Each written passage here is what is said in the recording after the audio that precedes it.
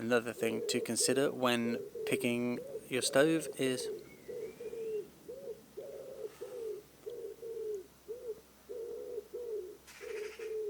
hello and welcome to Off the Beaten Pot, bringing great food back to the great outdoors. My name is Tom and today we are doing 5 tips in 5 minutes ish.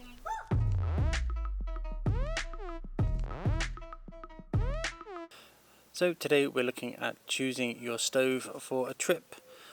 These are tips, these are not hard golden rules that you have to follow, and if you don't follow any of these tips it's probably because you're doing something way better, in which case don't hold out on us.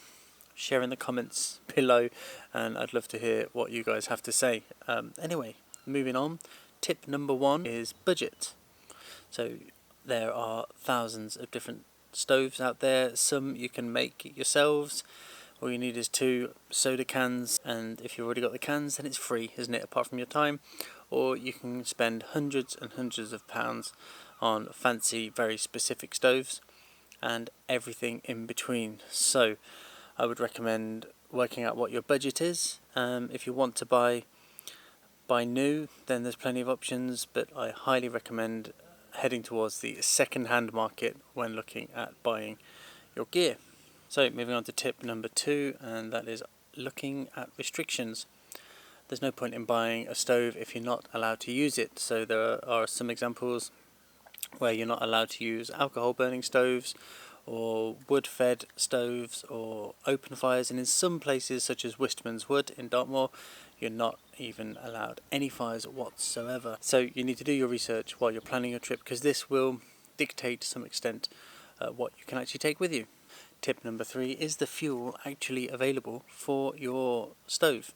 So some stoves are designed to run on very specific fuels, such as an alcohol stove. Also, canisters for gas stoves aren't available in some places, especially in remote parts where you might find that denatured alcohol or petroleum is actually more common. So tip number 4 when thinking about what stove to take with you on your trip, and that is how much faff are you willing to go through. For example, I've got my wonderful Svea 123R, but it is a little bit of a faff to sort of take that grill off, get the chain through, fill it up, prime it with your hands, put the thing back on, light it before I can consider putting anything onto my stove.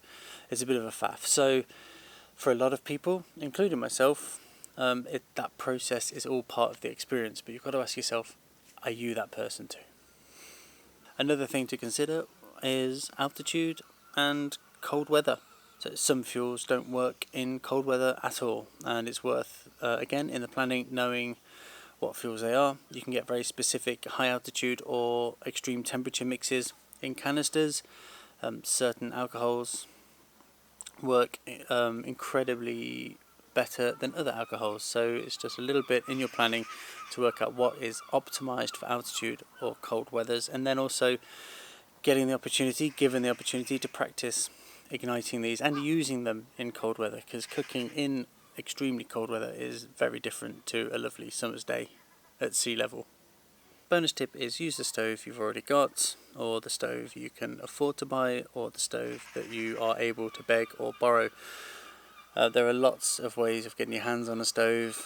You can rent them in certain places. You can borrow them from local groups, especially if you're a part of said groups, and getting onto Facebook Marketplace and subscribing to very specific groups, as well as Marketplace itself, will go a long way into getting you a reasonable stove for less than a new stove. But I don't want the lack of stove getting you out there, especially the kind of hiking I do in the UK. It's very casual on Dartmoor, in Snowdonia. Most of the national parks here are relatively benign for the rest of the world. That said, Dartmoor can be pretty savage, as can any mountain area or the wilderness in general. Generally, you'll probably find that an inexpensive stove, or one that you've borrowed, or one that you don't think is enough, is more than enough. And I'm sorry to say, you don't need to spend that extra money on gear, even though it's a lot of fun. Anyway, I'm getting ready to edit the next video with the incredible... I'm very excited about that and sharing it with you. I will hopefully leave my garden soon for more videos, and I've got trips planned with exciting people to cook some exciting food. Anyway, that's got to be more than 5 minutes, right? Cheers and gone.